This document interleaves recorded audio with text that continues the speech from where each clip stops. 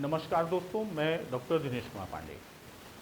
दोस्तों, आज से हिंदी और हिंदी में हम लोग हिंदी व्याकरण के खंड को लेकर चलेंगे। हिंदी व्याकरण में जैसे 3 चीज़ों पर अध्ययन होता है। जब हम बात करते हैं किसकी, व्याकरण की 3 चीज़ों का, कौन कौन से? सबसे पहले ध्वनि विचार,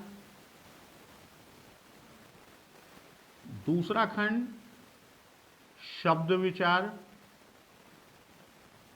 और तीसरा वाक्य विचार। यानी पूरा व्याकरण आपका इन्हीं 3 बिंदुओं पर है। पूरा व्याकरण का कोर्स इसी में है। ध्वनि विचार, शब्द विचार और वाक्य विचार। ध्वनि विचार में मुख्यतः 2 चीज़ें आती हैं, एक ध्वनि या वर्ण, दूसरा संधि। ये 2 खंड हमारे ध्वनि विचार में आते हैं। और शब्द विचार की जब हम बात करते हैं तो इसमें शब्द, उसके भेद, उत्पत्ति और फिर इसमें शब्द निर्माण,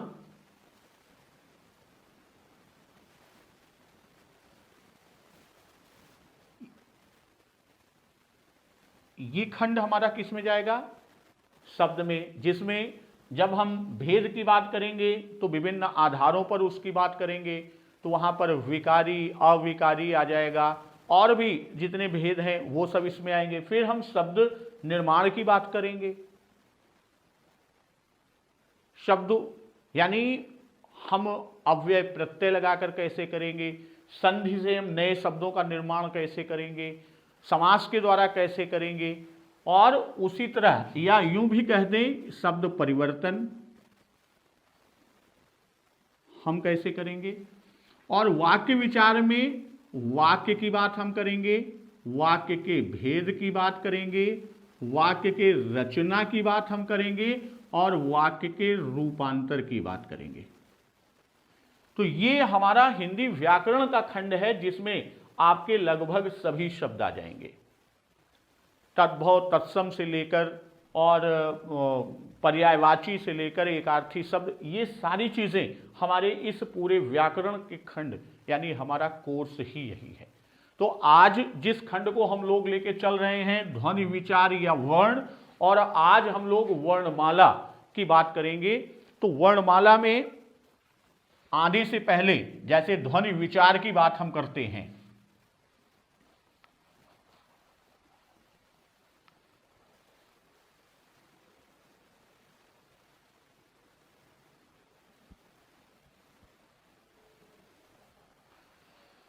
तो आपके कोर्स में जब हम भाषा की बात करते हैं तो मूलतः तो जो मूल भाषा का मूल अगर हम बात करें या मूल इकाई की बात करें तो मूल इकाई इसमें क्या होती है? मूल इकाई ध्वनि है। ध्वनि ही मूल है। उसका रूपांतर यानी इस ध्वनि के लिए जो हम प्रतीक की बात करते हैं, ये प्रतीक ध्वनि के लिए जो प्रतीक बनाते हैं, वही प्रतीक हमारा क्या है? वो प्रतीक हमारा वर्ण है, या जिसे हम अक्षर भी कहते हैं। भाई मूल रूप में इसकी बात करते हैं। तो आज जो वर्ण है यानी ध्वनियों के जो प्रतीक हैं, और इन्हीं प्रतीकों की जो श्रृंखला बनती है, उसी को हम क्या कहते हैं? उसी को लिपि कहते हैं। अब आज हम इन्हीं प्रतीकों, वर्णों की बात करेंगे। फिर आगे हम लोग ध्वनियों के आधार पर वर्णों की बात करेंगे, वर्णों के भेद की बात करेंगे कि वो ध्वनियों के आधार पर, बनावट के आधार पर, उन सब की बात करेंगे। तो आज हम सिर्फ और सिर्फ बात करेंगे किसकी? हम वर्णमाला। लेकिन वर्णमाला में आने से पहले हम कुछ बात सामान्य भाषा के परिप्रेक्ष्य में करेंगे। जैसे हम पूरे विश्व के विषय की बात कर रहे हैं। जितने भी विषय हैं, इन विषयों को दो खंडों में बांट सकते हैं, बांटा गया है। एक तरफ सिर्फ और सिर्फ भाषा है और दूसरी तरफ अन्य विषय। दूसरी तरफ क्या है? अन्य विषय।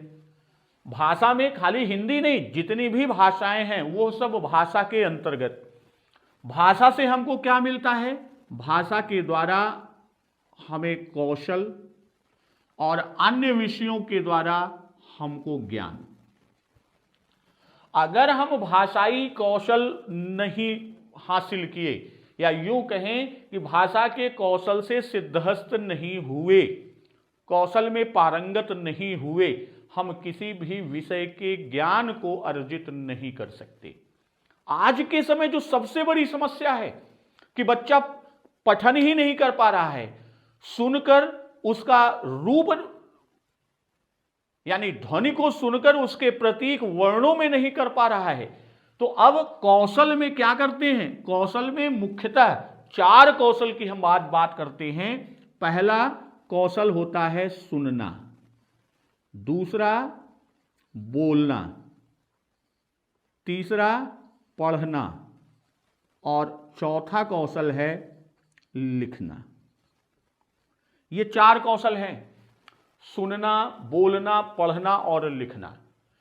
अगर इन 4 कौशलों में बच्चा पारंगत हो जाए, इन चारों कौशलों में कुशल हो जाए, तो किसी भी विषय के ज्ञान को अर्जित करने में उसे कोई समस्या नहीं होगी।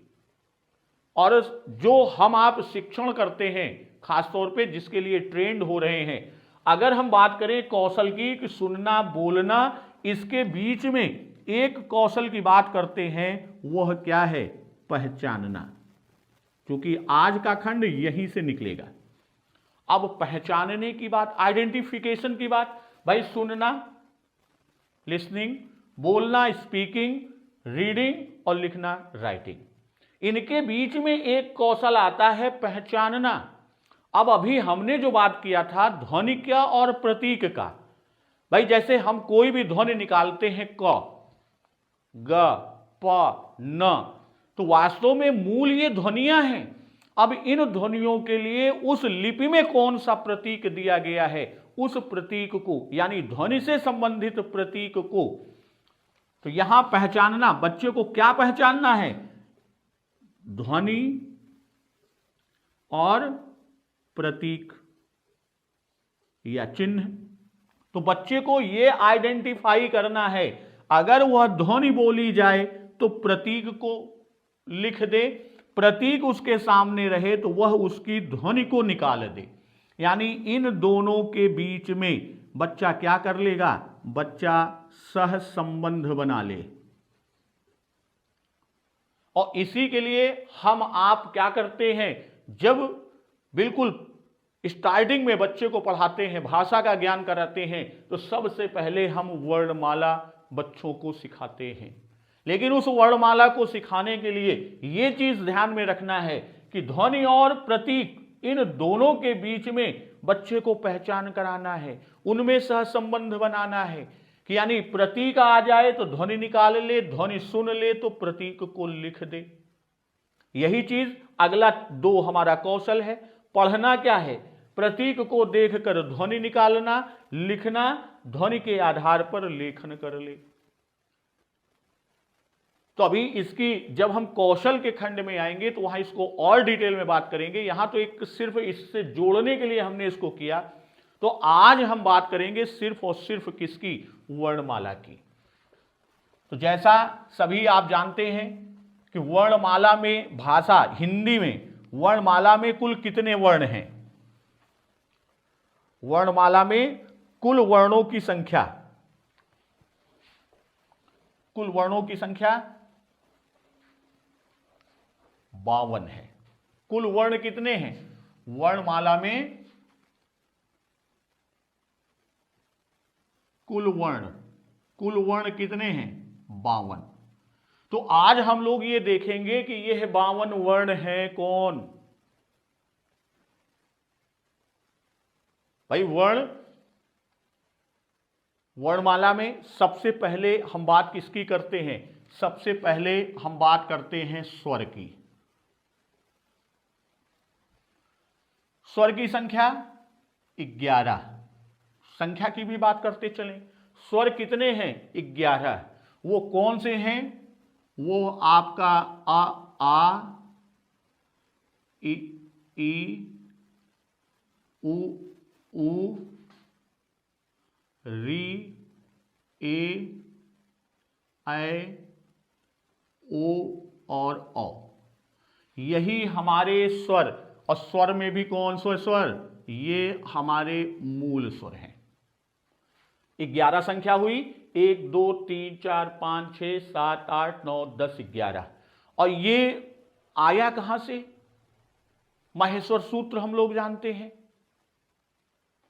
हल और अच।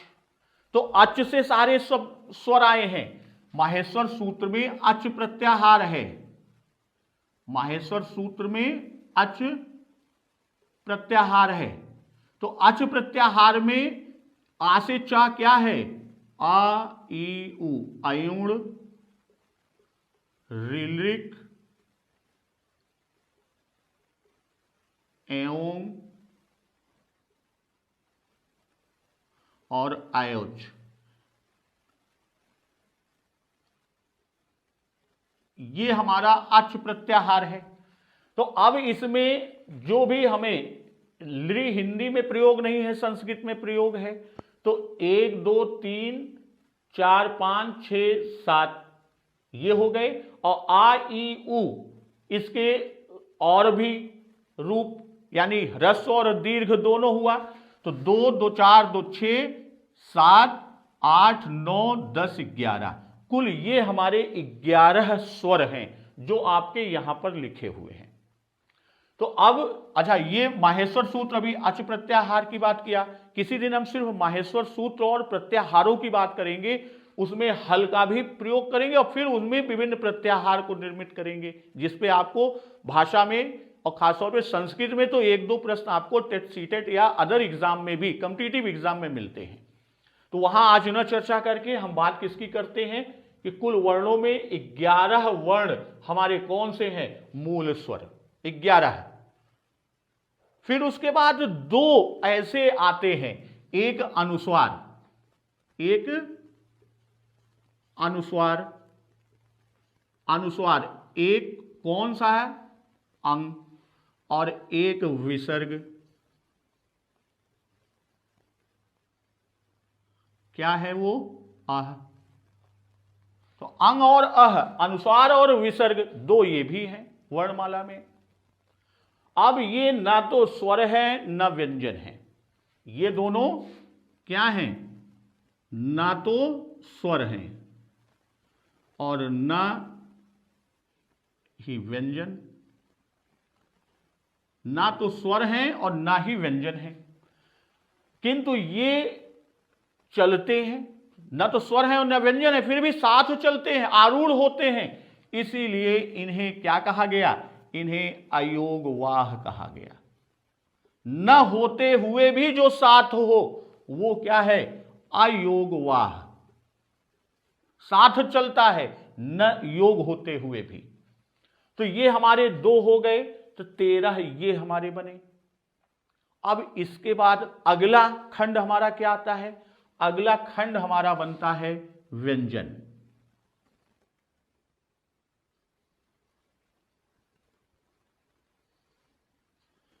व्यंजन में जब हम बात किसकी करें? मूल व्यंजन।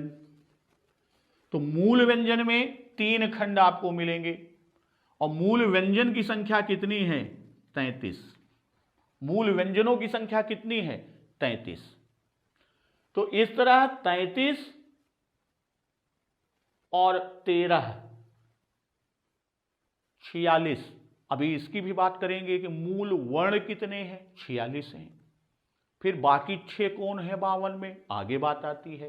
पहले इन 33 को हम समझ लें। इसमें मूल व्यंजनों में 3 खंड आता है। पहला जिसे हम स्पर्शी, या इसी को वर्गीय व्यंजन भी कहते हैं। स्पर्शी या वर्गीय, 5 वर्ग इसमें होते हैं। कौन कौन से 5 वर्ग हैं? वह है आपका का वर्ग, फिर चा वर्ग, टा वर्ग,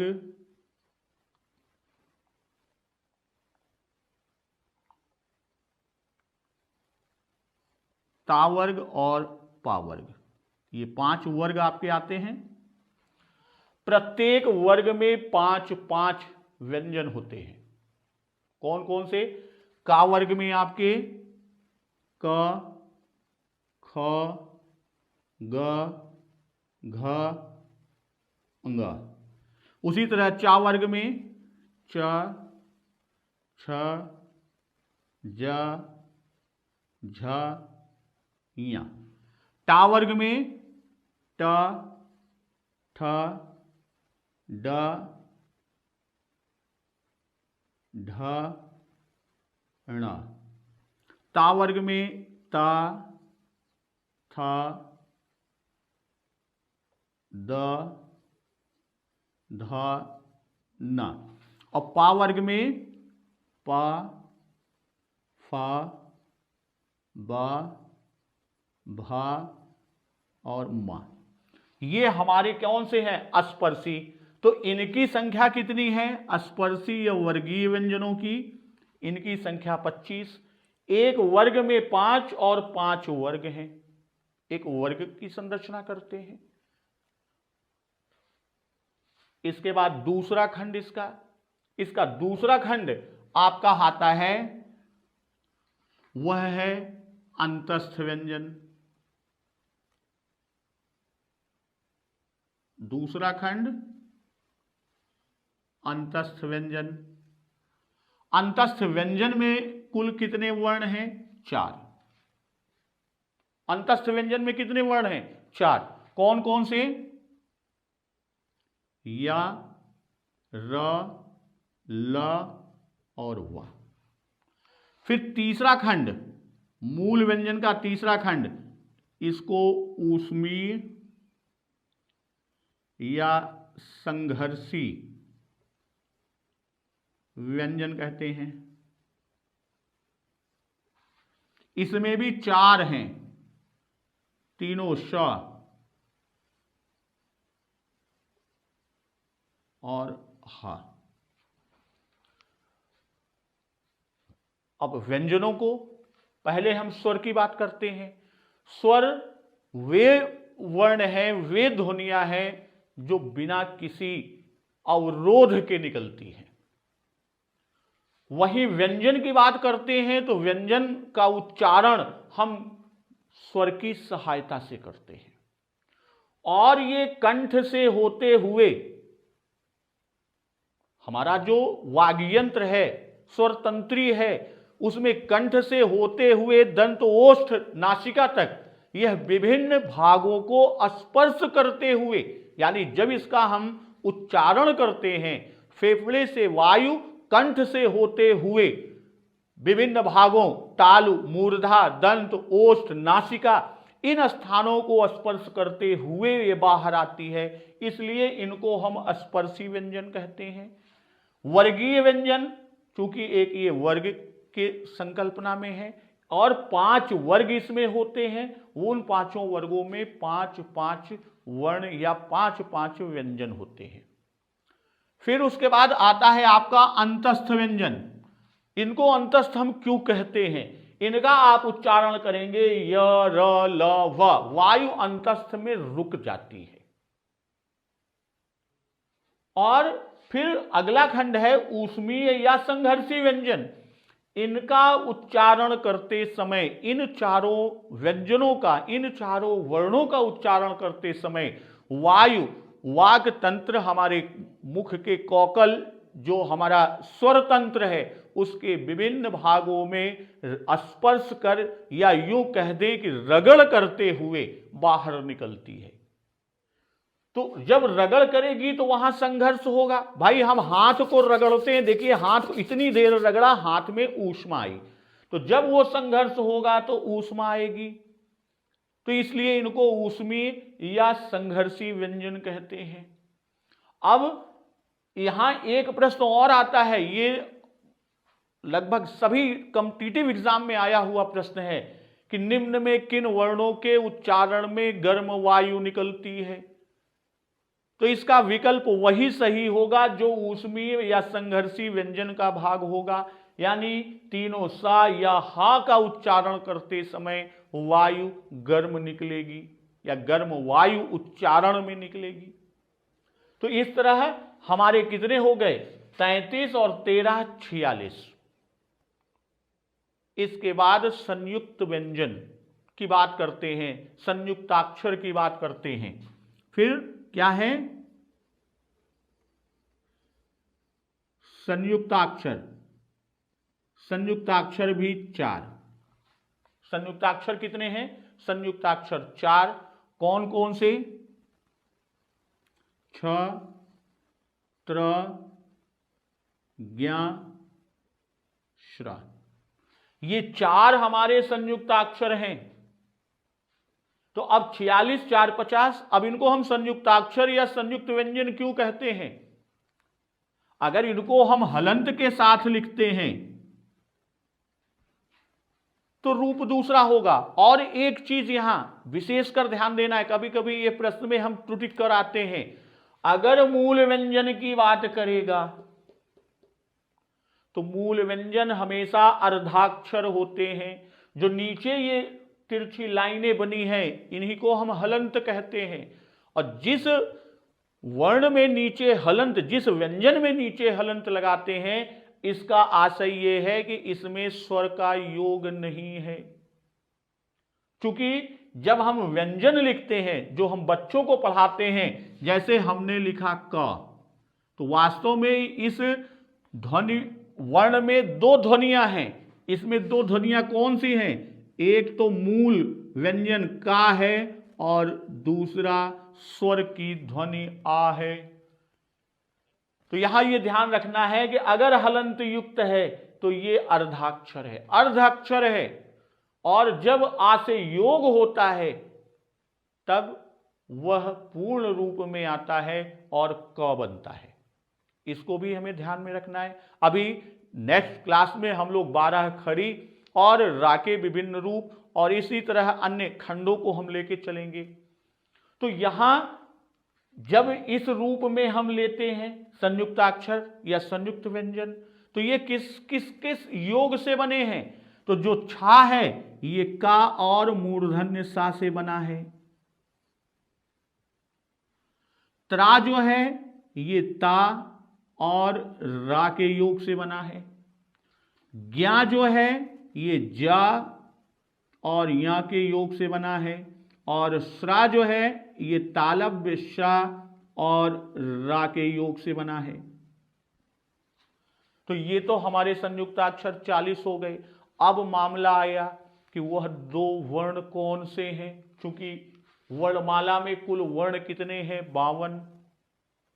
वर्णमाला में कुल वर्णों की संख्या कितनी है? 52 है। 11 12 13 और 33 46, 46 4 50, ये तो हमारे 50 हो गए। अब 2 की बात करते हैं कि वह 2 वर्ण कौन से हैं जो वर्णमाला में भी सम्मिलित हैं। और जब हम किताब पढ़ते हैं तो वो 2 नहीं, उनका प्रयोग दैनिक जीवन में हमेशा होता है। जैसे हम कहते हैं बच्चों से पढ़ाई करो, एक तो इसी में हो गया।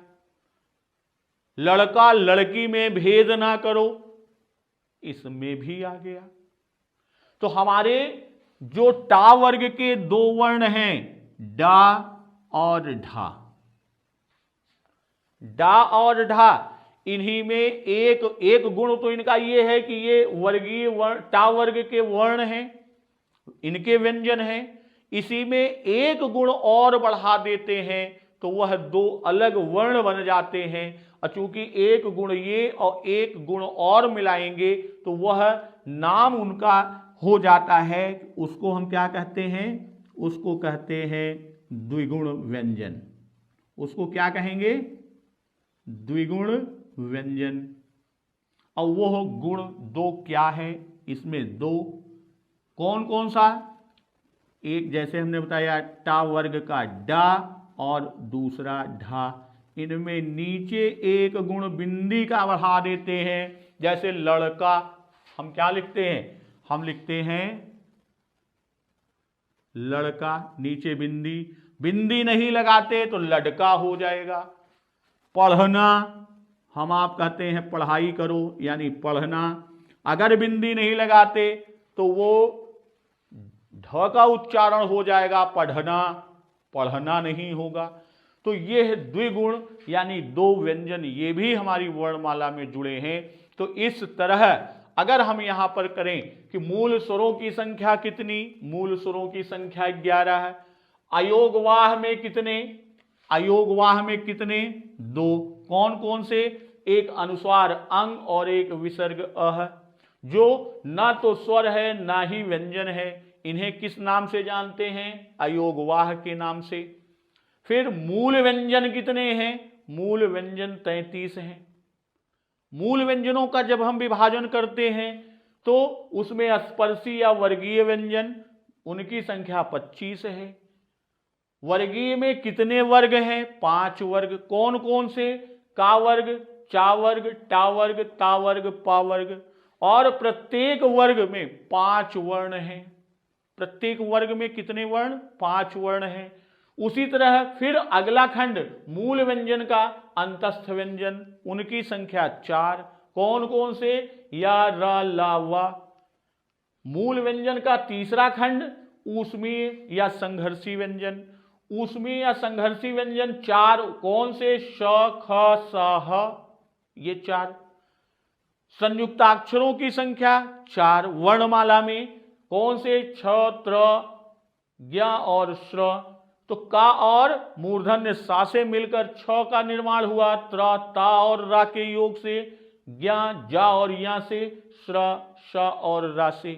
इस तरह 50। अब दो जो हैं वो द्विगुण व्यंजन, क्यों, एक गुण उनका टा वर्ग का डा और ढा है और दूसरा गुण नीचे बिंदी का बढ़ा दिया, इसलिए इन्हें द्विगुण व्यंजन, इन्हीं को उत्क्षिप्त व्यंजन भी कहते हैं। साथियों, अगले टर्न पर अब हम बात करेंगे कि ये है एक रूप आपका, ये है हलंत के साथ अर्ध रूप, और एक रूप ये जो मूल में हम लिखते हैं, तो उसके लिए हम लोग इनकी मात्राओं, किसकी, इनके साथ स्वर का योग होने पर, जैसे व्यंजन को हमने बताया कि यह बिना स्वर के उच्चारित ही नहीं किए जा सकते, तो इनका योग जब स्वर के साथ होता है तो ये स्वर मात्रा के रूप में इनके साथ आते हैं। तो उन मात्राओं को लेते हुए और भी विभिन्न प्रकार के खंडों को इसमें जोड़ते हुए हम लोग इसी के आगे के खंड में बात करेंगे। फिर अगले खंड में हम मिलते हैं, तब तक नमस्कार, वंदे मातरम।